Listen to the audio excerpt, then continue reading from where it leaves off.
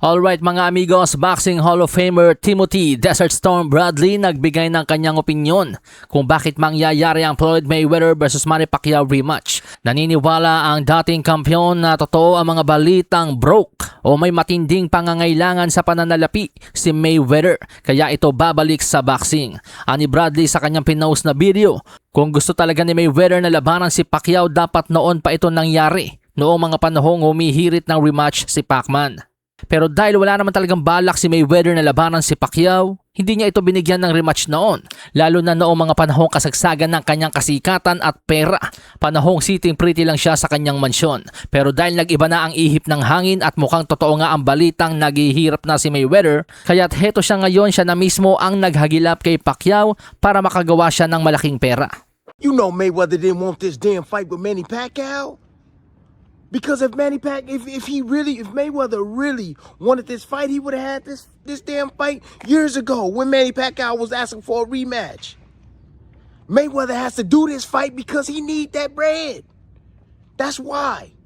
That's why. And it's funny when you have options. When you have options, yo, you can make your choice. When you doing great and you got money in the bank and you sitting pretty. But now when you need them, you call on him. Mayweather didn't want this damn fight with Manny Pacquiao years ago, and now he wants this damn fight now. Because he needs money, that's why.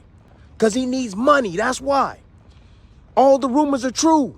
Pero matalino nga daw po itong si Mayweather mga amigos. Para kay Bradley, hindi nito lalabanan ngayon si Pacquiao kung alam ni Mayweather sa sarili niya na tagilid siya sa laban. Para kay Bradley, ang performance ni Mario Barrios kay Pacquiao ay naging sukatan ni Floyd para masabi sa sarili na kayang-kaya pa rin niyang talunin si Pacman sa edad niyang halos 50 na.